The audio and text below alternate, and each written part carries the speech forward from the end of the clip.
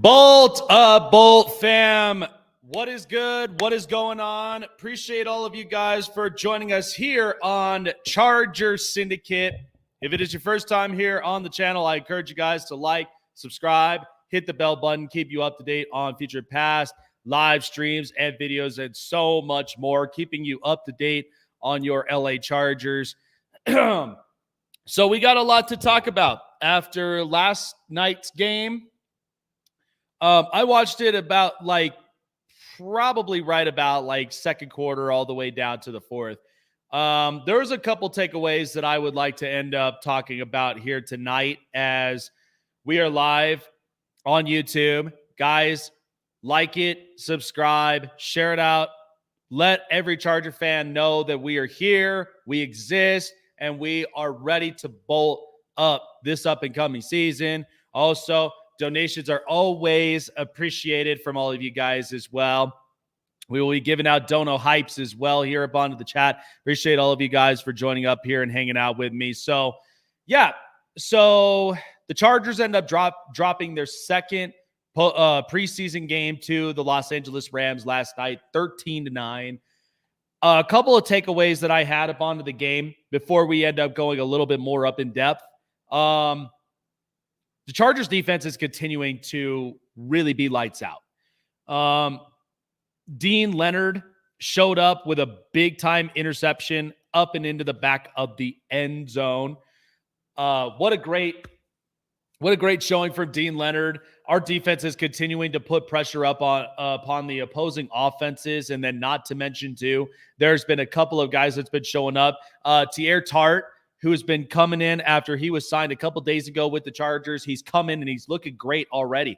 As I told a lot of people, he's a facilitator up under that front seven line, and he's going to continue to do great things for the Chargers as well moving forward, and especially with giving the support for a lot of our defensive linemen up front. Really excited for the build, really excited for the potential that we have for him. I thought Tier Tart played very, very well. Diane Henley multiple times. We have seen some spurts with him where he's been getting after the running back. Even in pass blocking situations, he's been hitting the guys. So just real quick, hang on one second.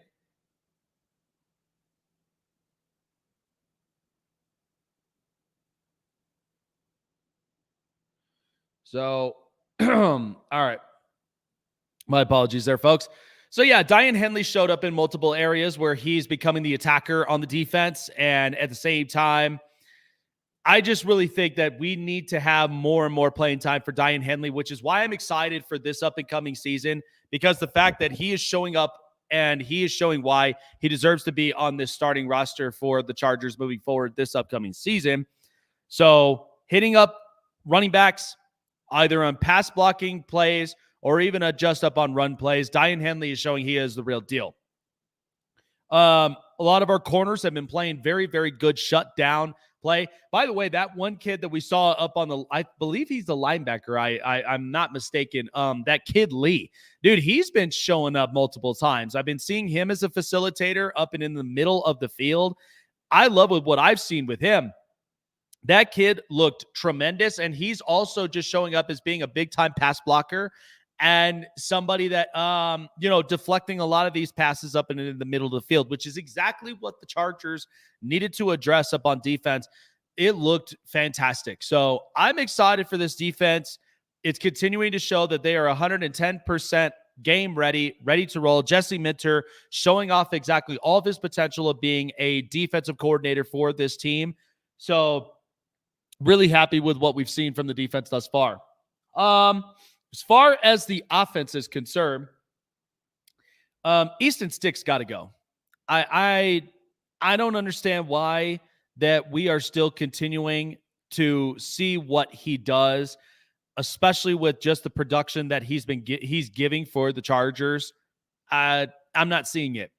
I understand that he made some progress and he's done a little bit to try to save his spot in the backup role. But the two takeaways on this was you're up and at the 1 yard line about to score and you fumble the ball.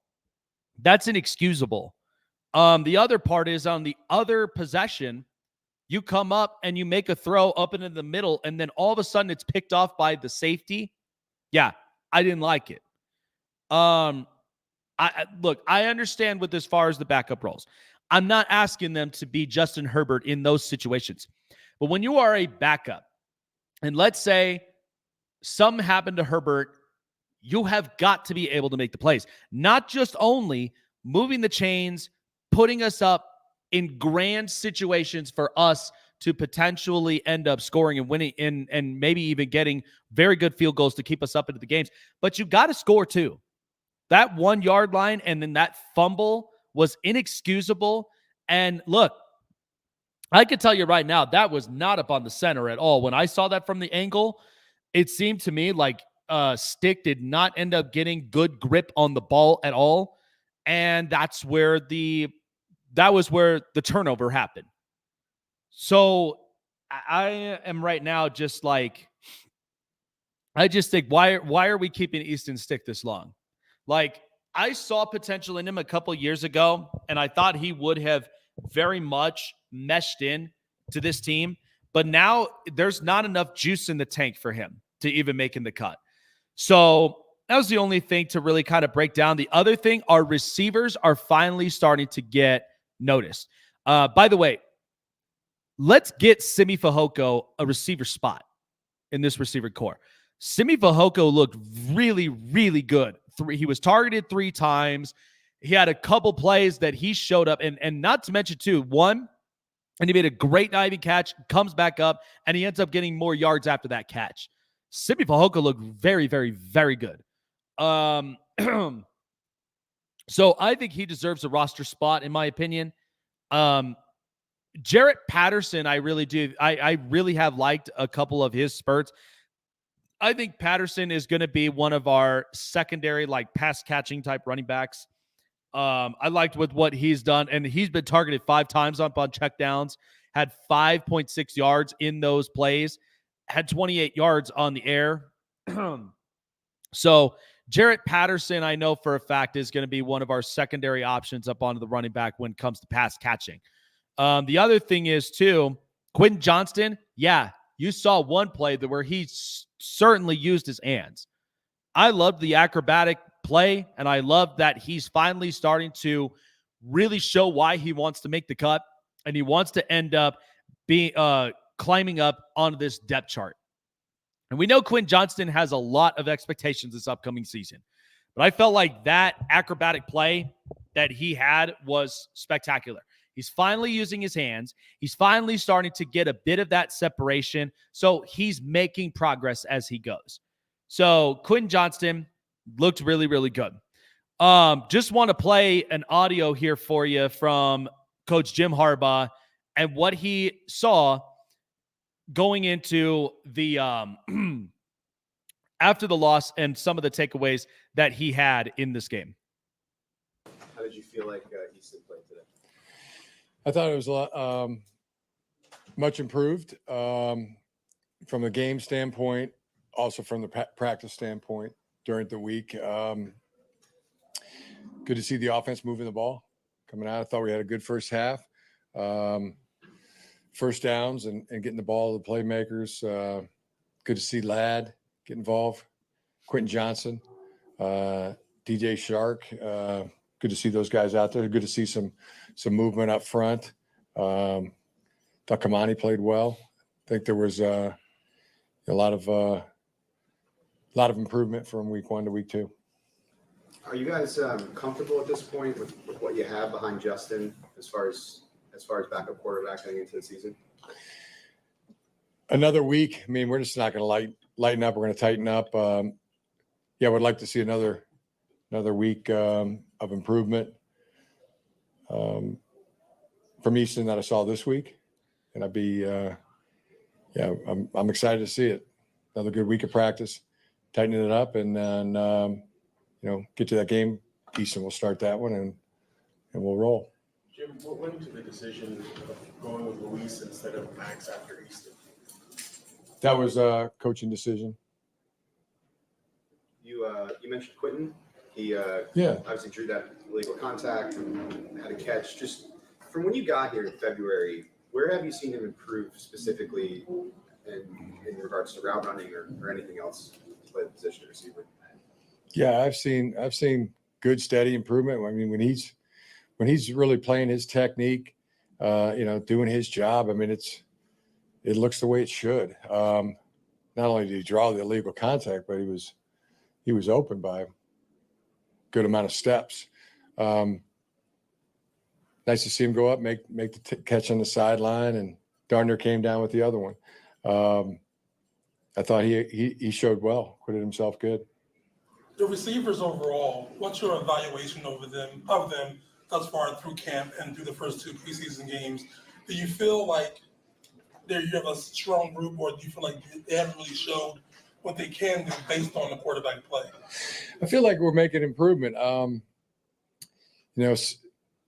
And another week, gonna look for that. It's a lot of really things that are in our control, that both offensively, defensively, special teams as well.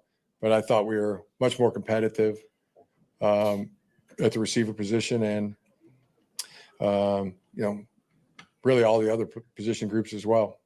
You mentioned Kamani. What stood out about the way he ran the ball? His vision, he was running low, getting his pads down, showed some elusiveness, showed some being able to push the pile. We were getting some movement up front. I thought that was improved as well. What are you looking to see from your backup quarterback position in the next preseason game? I mean, it's going to come down to, we got a points per possession. I mean, that's the major stat. And we get it all the way down to the 1. I mean, yeah, and then we fumble the snap or turnover in the red zone. I mean, those are the kind of things you just can't do. We gotta control those controllables. So in that, like I said, and you heard it from Jim Harbaugh himself, like, it's inexcusable that you go down into the 1 yard line and you all of a sudden just end up fumbling the ball. Like, you cannot have that happen. Listen, any quarterback in this league, whether it is Justin Herbert or it's Easton Stick or it's Luis Perez or Max Duggan, any other quarterback, you cannot afford to end up making a play like that. You just cannot afford to end up coughing up a ball where you know that this team thus far, the average points that we've seen from the Chargers in 2 weeks in preseason has been 12 points. Cameron Dicker is arguably making his case as being one of the top kickers in the league right now. Like, I've had no problems with Cameron Dicker at all. And the fact that, again, we're seeing that he's healthy. We're seeing that he's been looking very, very good as far as nailing a lot of those field goals. But you got to score touchdowns too. Okay. That last week against the Seattle Seahawks, like, Sam Howell was showing a lot of his spurts where he was getting the ball downfield. He was getting it to his receivers, but then also he took the ball upon himself and ended up scoring. And so you have to think instinctively when you are that close and you are smelling the goal line. You have to do any and everything that you can to make a score. You have to. So this is just like, as I've said before, with the backup quarterback situations, because at this point, if we don't see any kind of progression with Easton Stick come the last week of preseason against the Cowboys, like, he's done. And he should be. And I really don't even have a care for Max Duggan at all. I don't think, like, again, I think he's a good kid, but I don't think he really translated well into the NFL. And if anything, like I said, like most of these quarterbacks, like even Luis Perez, he spent a year up in the UFL, developed, looked very, very good. You could probably end up getting a new job, a new gig from there. So, and a lot of these UFL players, they're also getting some love. So it's not a bad idea if you're honestly trying to make a cut anywhere and like trying to get yourself the reps that you need to in order for you to build more and more of your stock. I'm not opposed to it. But Max Duggan, I don't think, is honestly going to end up making that cut. Luis Perez, very accurate. A guy that I know that can distribute the football into a bunch of different areas. But, like I said, you just cannot end up having that happen if you're Easton Stick and you're up and at the 1 yard line. You end up fumbling the ball. You had 2 turnovers that were occurred from you. You cannot have that happen again. So, however, next week, however, the last preseason game is going to look like with Stick getting the start, which again, I know Charger fans like myself, we don't know why. We don't understand why the deal is, because we saw with how last week was, and we saw exactly how last night was. I don't get it. I don't understand it. But again, there's one quarterback. There's a couple of them that are up and in the free agent market that I would not have a problem signing, especially when it comes to Ryan Tannehill. The guy can be a capable backup, and he's played in this league multiple times. And so Tannehill has shown those spots where he can be able to not only march the team downfield, move the chains, but he's also capable of getting him up into scoring positions and score when those moments matter. Whether that is that you get like a running play or you end up getting like an in route or an out route. However, when you're up and in the end zone, you got to find ways to score. Tannehill, I know for a fact, with his experience and what he's been able to do from the times in Miami, the times in Tennessee, and where he is right now as a free agent, yet to sign with a team that could potentially use a backup, a quality one in their depth chart, he's only one phone call away. So we're going to continue a bit with what else Jim Harbaugh also ended up mentioning as well. But those were definitely the takeaways. The other one, too, is Kaimani Vidal looked very good. Vidal ended up showing a couple spurts on his own. He had 11 carries, 49 yards, 4.5 yards averaging on those plays. His longest was about a 13-yarder. So Vidal is finally starting to get more reps. He's getting more involved. You guys are starting to see with what kind of running back that he's going to be. Honestly, I could see Kaimani Vidal be that replacement that we had with Austin Eckler. He's not going to end up being the same running back as Eckler, but he is certainly going to be somebody that's got fast feet, quick legs, knows how to cut, and at the same time, he's going to battle through those trenches. They had like a couple of those plays that I felt like Vidal looked very good. So I'm loving with what I'm seeing with as far as the running back depths are concerned. And the other thing that was also very good to point out is Will Dissly looked like a very damn good run blocker. Extra, like an extra option there when the offensive line needs help.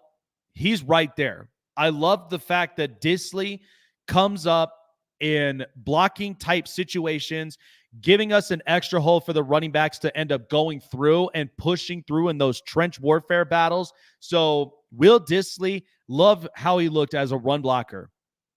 And many people that were concerned about the tight end positions, I spoke about this briefly, that because having both Hayden Hurst and having Will Dissly, I knew Dissly was going to come in for one job and for one job only, and that's to be a run blocker.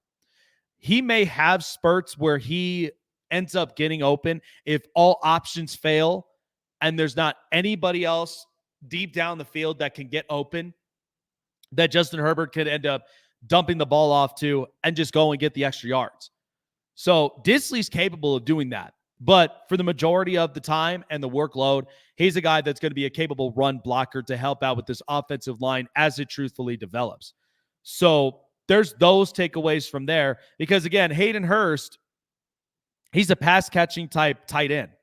So to have a run blocker and to have a pass catching tight end is perfect, because at that point, you got plenty of options.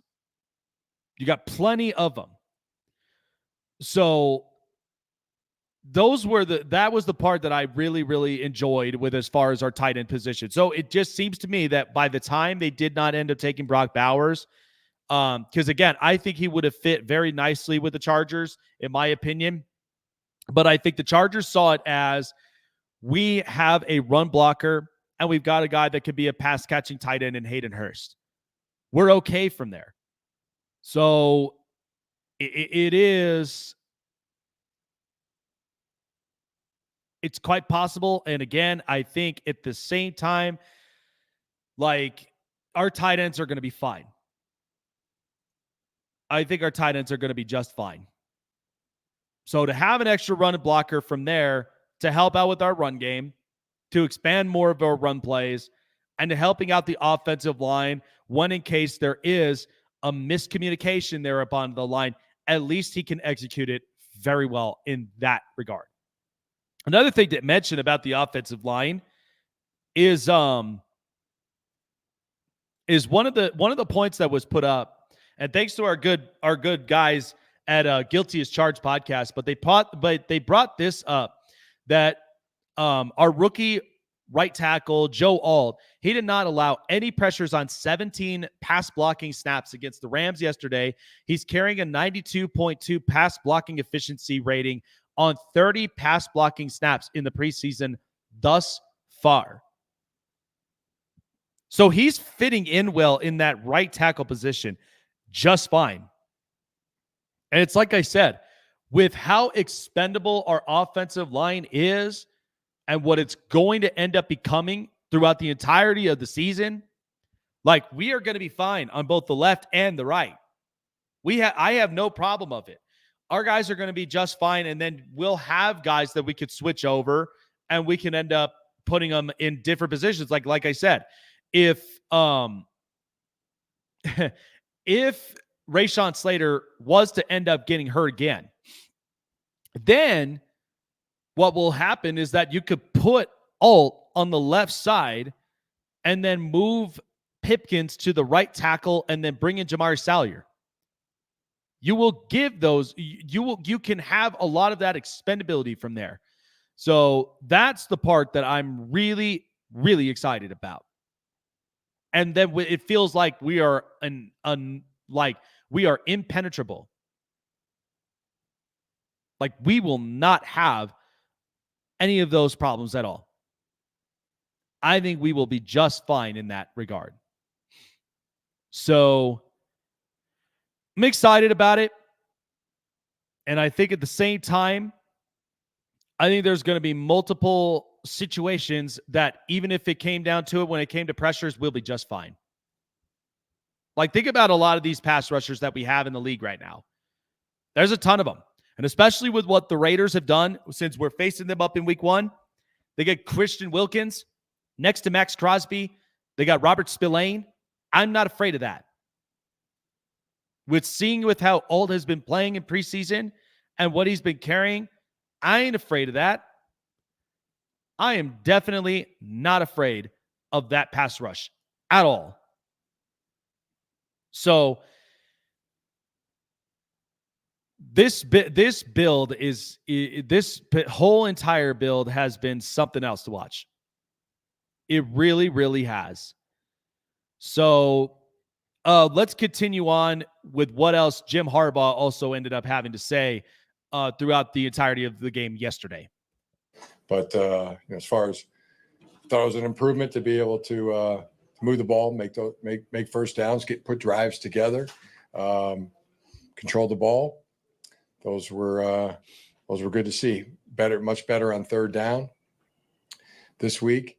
So and then eliminate the penalties. I mean, the false starts, the holdings.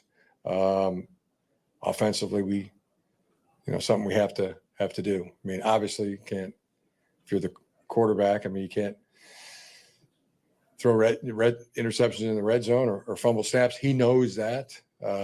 And that Delicious. Yeah. So, I mean, that's what it comes down to. So again, it had a lot of it just had a lot of the perspective on Easton Stick at the end of the day. That's the only topic of discussion that the Chargers have been having now is because of backup quarterback. So let's bring up the stats from yesterday. I'm going to pull it up here for you guys.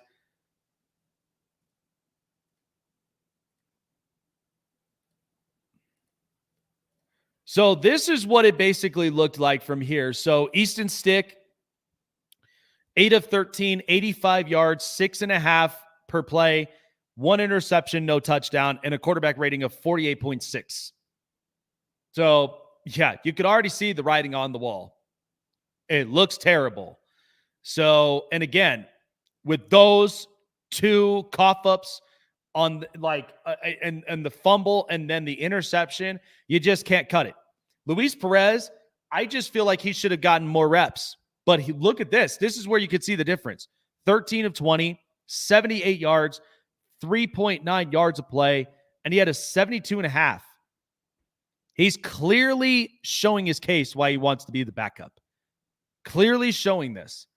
So I don't understand why that we're having to go with Easton Stick again after what we saw in the past week and last night. Like, Luis Perez is clearly upping the depth chart, and this is a UFL quarterback. That should just tell you a lot. Like, Stick gets frantic in certain spots, and at the same time, he's not capable of shutting out a lot of that pressure that goes on all around him and focus and make the plays. That's what you got to do. Yes, there's progress that they're moving the chains. By the way, our third down conversions were really, really good, but you need to move that ball into the end zone. Because, yeah, look, we could watch highlights of Cameron Dicker making field goals all week long, but we have to score touchdowns.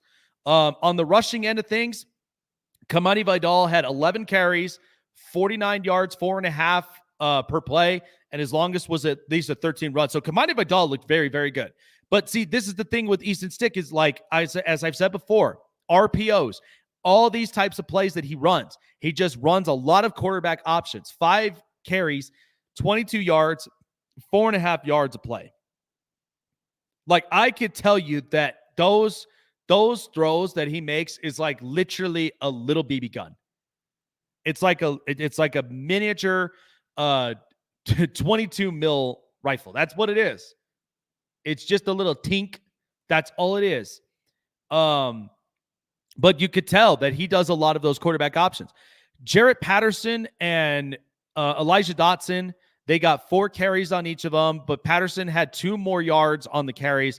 So we have been seeing Jarrett Patterson not only just be just the rusher, but we've also seen him be the check down option for the Chargers. Isaiah Spiller, he's been getting involved. He had 2 carries, 7 yards, but he's also another one that's also been falling down on the depth chart as well. And it's sad because I really, really wish that we could see more of Isaiah Spiller and seeing exactly what he could potentially be. It's sad, but he's falling up onto the depth chart. Again, you know, this is why, like in preseason, this is where all these series cuts happen. But wide receivers, we got a chance to see a lot of them. So we got a chance to see Semi Fehoko with 2 receptions out of the 3 times he was targeted. 52 yards, 26 yards on the average play, and the longest was a 30-yarder. Semi Fehoko deserves a roster spot on this wide receiver core. Like Fehoko, last year, what's funny about Fehoko last year was he was a guy that we brought in because of injuries, and I thought he played very decent because I was watching that Sunday night game against the Bears last year, and I thought he played very phenomenal. Like, he stepped up in multiple areas. I think he got like a couple touchdown catches as well, but he stepped up in matters that in situations that mattered. So in this preseason, Semi Fehoko deserves a roster spot, and what we've seen from him, getting open, getting involved, and being that secondary receiver out there in the backfield. Jarrett Patterson, check down options 5 times.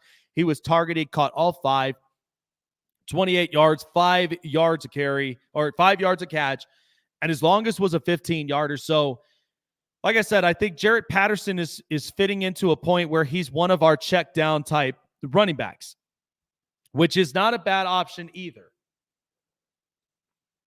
And so I think Jarrett Patterson, he'll probably go down as maybe like our last roster spot. Maybe he end up, in the running back depth chart, or maybe he does climb up one spot. Quentin Johnston, by the way, he was targeted twice, had one play that was a 19-yarder, and that was the one where he made an acrobatic catch. Like, that was awesome. I am happy that Quentin Johnston finally is getting involved, and at the same time, he's finally making progress that we are starting to see. I'm telling you guys, last year, from a lot of the wide receivers, from Jordan Addison to Zay Flowers to Jackson Smith and Jigba, Quentin Johnston knows exactly what all is at stake. He knows the pressure.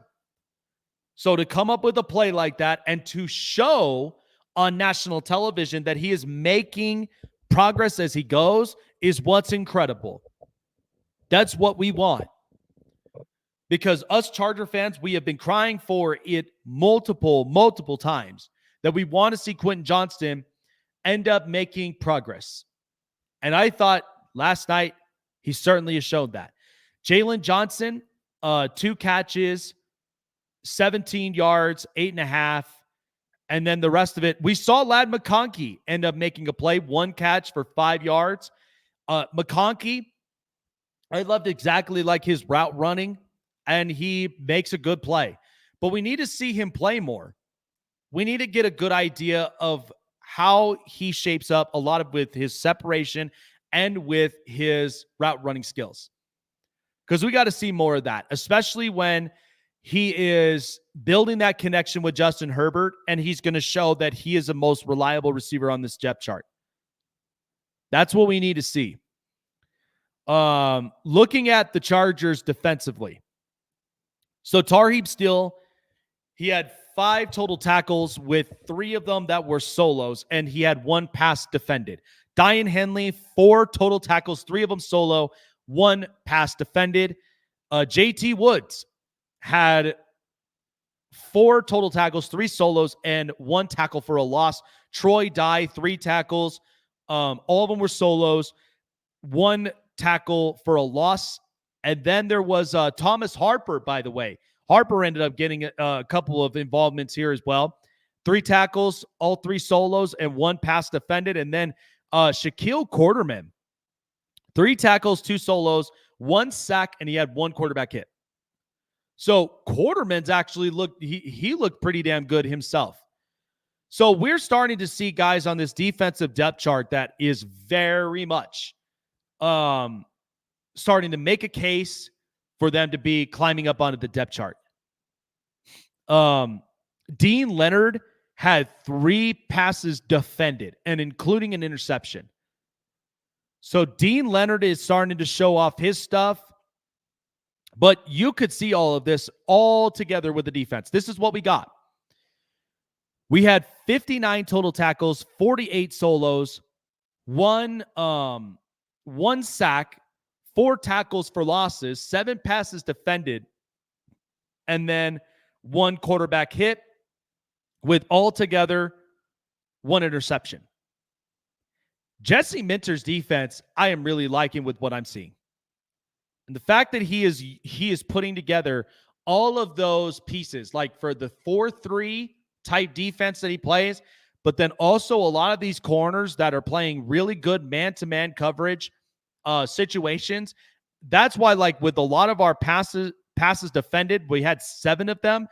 They are trying to make a case of playing shutdown defense and making sure that no pass play and no run play is easy to go through against this Chargers defense. And mind you, they had 16 points. They gave up last week against Seattle. They had 13 they gave up last night against the Rams. So they're averaging at least like 14 to like 15 points per game against them. That's freaking awesome. Like, hell yeah. I am very happy with that. Because that Chargers defense, the last few years with Brandon Staley and also with Anthony Lynn, was so subpar that our defense was just getting shredded. And especially with our corners. Our corners were missing a lot of situational plays, especially a lot of the communication was lacking. But this defense is finally starting to get right where it needs to. And Jesse Minter is very much impressing everybody. This is why Jim Harbaugh trusts him. And he comes from a coaching circle around Mike McDonald that they faced off against last week.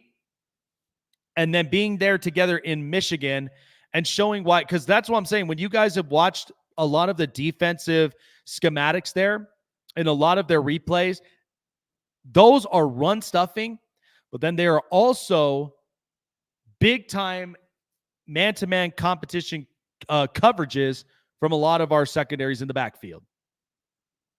Unbelievable, and I loved it. Here's what we gotten from last night's game as well from the team stat. So we had 15 first downs, 6 of both passing and rushing first downs. We had 3 first downs from penalties. Our third down efficiency, this is what was good. 6 of 15. Not bad. I like the fact that our third down efficiency is starting to get better. The fourth down, we only had 1 attempt for fourth down. And we were 0 for 1. But out of those 62 plays, we had 259 total yards, 11 total drives. We were right there with them with the Rams. And we had 4.2 yards per play, while the Rams had 5.5.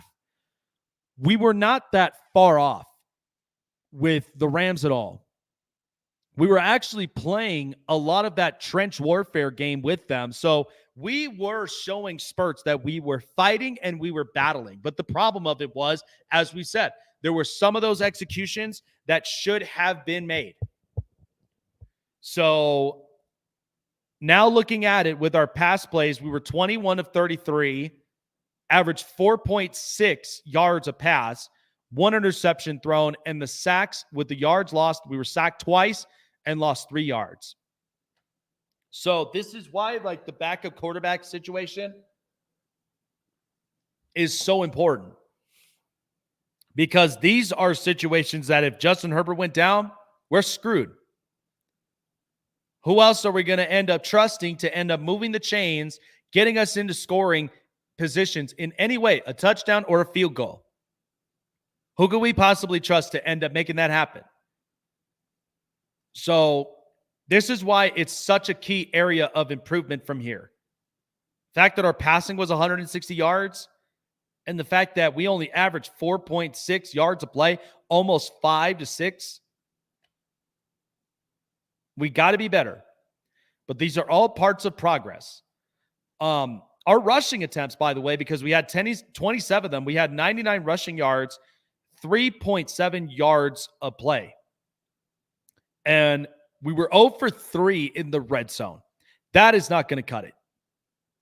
That's where we really need to fix that. We have to be aggressive on the red zone.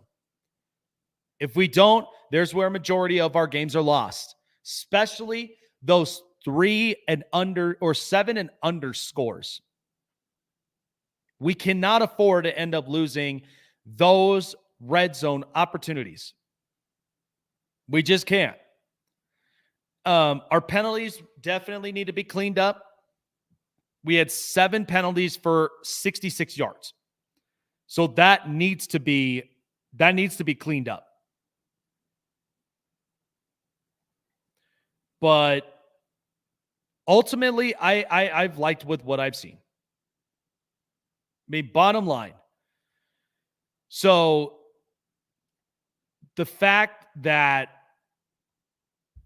our defense is continuing to show that they are shut down. Our offense still needs to continue to build itself back up. there's a lot of progress to be made. And we have one more preseason game before week 1 against those haters. You have no idea how much that I have been waiting for week 1 now, because these Raider fans have been heckling at me already for like the last month. And so I'm sick and tired of it. And I know like it's always a friendly poke sometimes, because I know a couple of very good friends of mine that are Raider fan, but they cover the Raiders. They're very close with them. They got great contents. So I know that a lot of people from the black hole are literally poking at us, and they want to they want to test out that storm, and we're going to give it to them. But to kind of outlook for the next preseason game. So our next preseason game, it's a last one, and it's against the Dallas Cowboys. So the Cowboys, we know that they have a lot of things to look forward to for this upcoming season. The Dak Prescott situation, all the rest of that.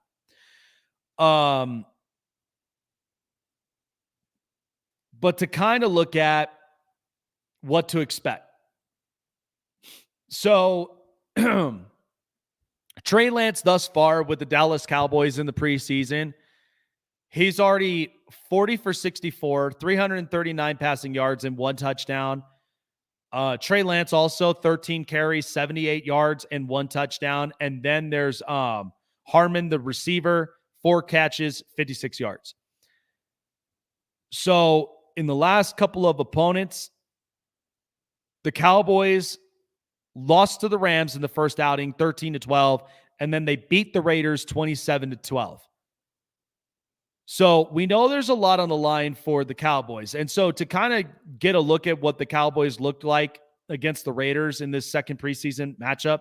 So Trey Lance was 15-23, 151 yards, averaging 6.6 yards, 1 touchdown, had a rating of 98.3. So we expect to see Trey Lance come in. Now, I know we don't really like, at the same time, I don't really see a whole lot with Trey Lance, to be honest. But also doesn't mean that we can't be prepared. Like, we cannot be prepared with the type of quarterback of his stature. And since he's been with the Cowboys, there's been some improvements there. And then Cooper Rush was 1 of 3, 6 yards, 2 yards of play. So that was all late in that whole game. Deuce Vaughn, their other running back on this depth chart, 5 carries, 34 yards, 6.8 yards and a carry. His longest was at least a 12-yard run. So Trey Lance, by the way, too, had 7 carries, 34 yards, 4.9, and he had a rushing touchdown. So he had 2 touchdowns total. So that's one thing to look at. Trey Lance is clearly building in this Dallas offense and trying to show himself why he belongs there in the depth chart for the quarterbacks.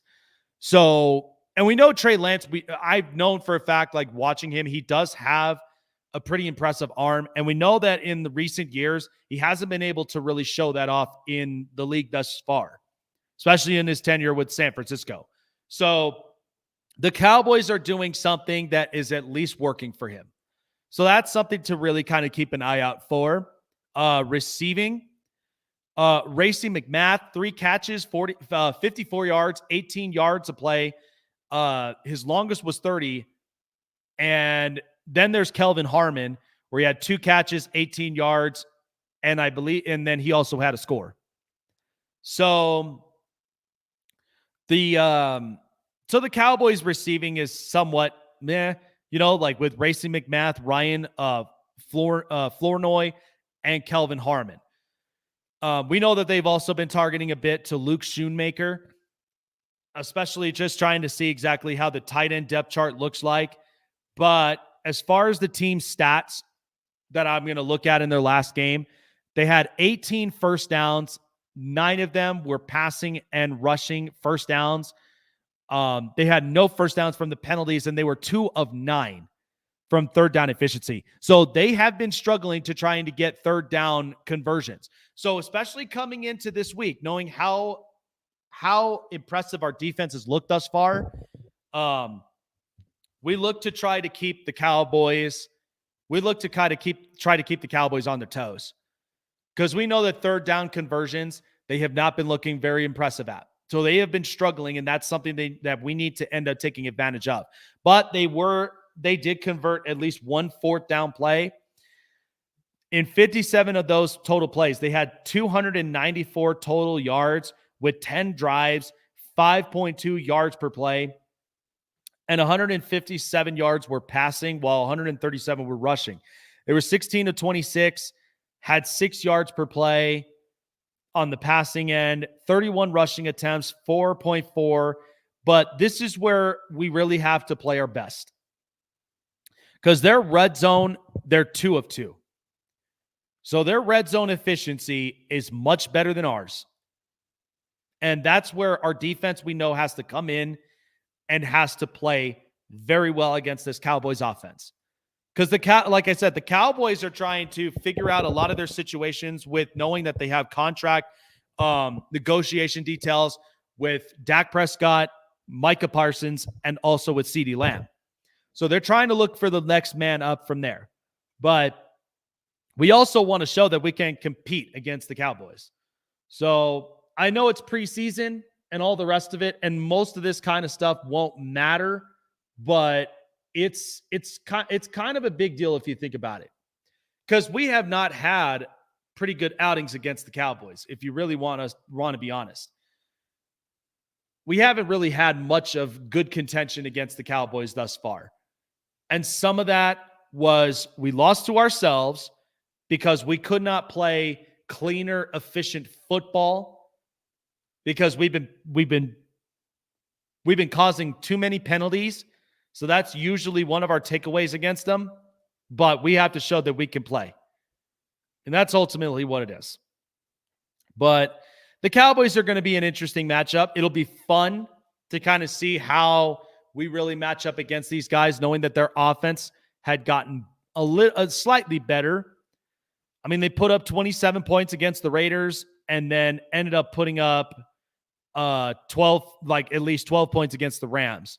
So they turned it around from where it was 12 points to 27. This is where we really have to work a lot of it as our takeaway and our preview. Now, I will have another live stream preview for the Dallas Cowboys, so I'll have a little bit more up on that. But we clearly have to be better with our offense after scoring 3 points last week against Seattle, 9 points last night against the Rams. We have to be better than that. Our offense has to show that we are hungry to end up scoring, that we are going to dominate every single possession. So that's the part that we know that we have to work on and we have to be better at. But yeah, the last few times against the Cowboys, we haven't even looked our best. So interesting stuff. Can't wait for it though. But like I said, all of this stuff, this is all of it that I'm trying to get together before we play the Raiders in week 1. And by the way, even for news for week 1 to be prepared for as well, the Raiders just announced that they have found their starting quarterback and they are going with Gardner Minshew. And I'm not intimidated of Gardner Minshew at all either. So, I mean, Gardner Minshew he's a good quarterback, but he is not to the stature of a Justin Herbert. We know that we have to attack the Raiders with every single force that we've got on our hands. So I'm not intimidated of these guys. I am not intimidated with the defensive pieces that they picked up, neither especially with their coaching play. I think the team is getting better in a sense outside of quarterback play, but yeah, we got to show payback against the Raiders.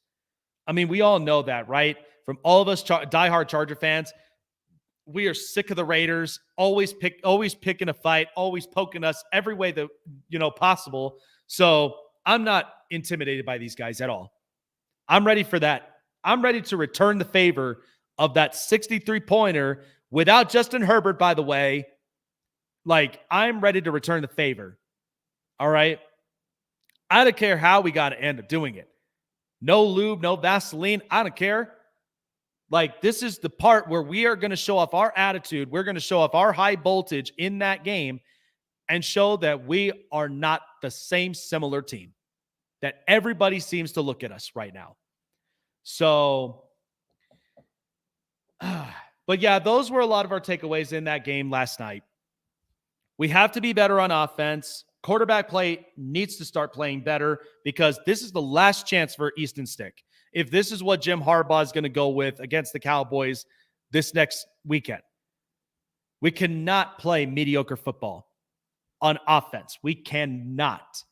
I get that we are improving in our run game, which has been looking very, very good. Our offensive line has looked stable, and we are utilizing so many other pieces on our depth chart to ensure that we have a very good protective offensive line, whether it's Justin Herbert or it's any other quarterback there.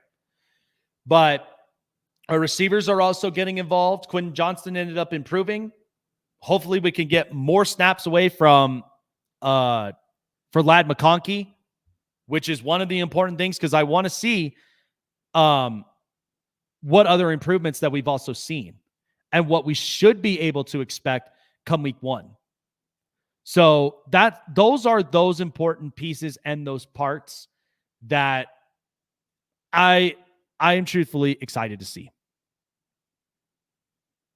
So I do want to end up getting this here real quick because there was something that I ended up saving. There was a takeaway from here from our good guys at Chargers World. So here were the 7 takeaways that they had. Easton Stick, yep, I agree. Not a reliable quarterback too. Kamani Vidal showed a bunch of flashes, looked very, very good. Love to see more of that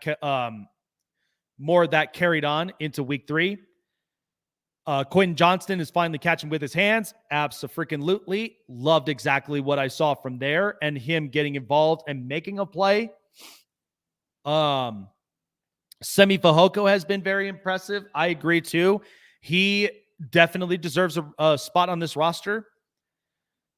Cameron Dicker is a top kicker in the NFL. Absolutely agree too. He has not even missed a field goal. So the fact that we're already scoring 12 points with our kicking department in the special teams has looked very, very good. Had no problems with that. Chargers defense is playing well. Absolutely. We have been averaging at least 14, 15 points to our opponents. So it has not been an easy game for either of them. That's why I'm excited going into the week against the Dallas Cowboys with how their offense ended up changing from 12 points to 27 points in the span of just those 2 weeks. And then finally, Ladd needs more playing time. I agree with that too. Like, we've only seen one target, one play from Ladd McConkey, and that's not even the whole gist of it. So that, which is funny. So that's not the whole gist of it from what we're seeing with Ladd McConkey at all. So, yeah, I hopefully this game against the Cowboys will be a lot better on our offense. Hopefully we can at least shut down that offense that had turned around, getting 27 points against the Raiders this week too. But I want to be able to finish this off on a positive note, getting ready for week 1. That's the only thing that I care about from there. Hopefully this is Stick's last chance to improve. He doesn't, get him out of here. We just cannot afford to have it. And get Luis Perez more playing time. That way we can kind of see and get an idea what we want. And then we can figure out what our backup quarterback situation is. So those are the takeaways that I care about the most. Offensive line has looked great. Running game is improving, and it's looking a lot better. Wide receivers, looking good. I got to see more. Defense has been showing out. They're looking like a lights-out defense, man. So I'm excited about it, but we're wrapping this up, guys. Thank you all so much for being here on Charger Syndicate Game Recap live stream. Show me you guys, your high voltage in the chats. Shout out to Leo. Shout out to Jim Harbaugh's Burner. Appreciate it. Yes, thank you so much, man. Absolutely love it. Thank you so much for the love on the channel. We are on the road to 1K. Man, I would love to get 1K at least before the season starts. I will have a bunch of videos also coming out as well. So stay tuned for that. But in the meantime, show off your high voltage. Let me see those bolts in the comments. Show them off. Let them know we are here. We are here to play. I'm doing this every single week. Every opponent that we play. It doesn't matter whether we're up at home, whether we're right up and on the road. Let us show them that we are here. Okay? I live in Denver. There's literally lightning, rainstorms that's here. We're showing off our high voltage here in Donkey Country, and we are showing it everywhere. Charger Nation, show them exactly where you guys are. Bolt it up in the comments, bolt it up in the chat, and also show off your high voltage by smashing the like, smashing the sub, and also sharing it out to every single Charger fan known to man. Let them know we are here. We'll see you guys next weekend for our breakdown of the Dallas Cowboys game, last preseason game for week 3 before we take on my hometown in Las Vegas, but taking on those haters. So see you guys soon. Appreciate you all for being here. And always remember to bolt up and bolt up strong, guys. See you guys soon.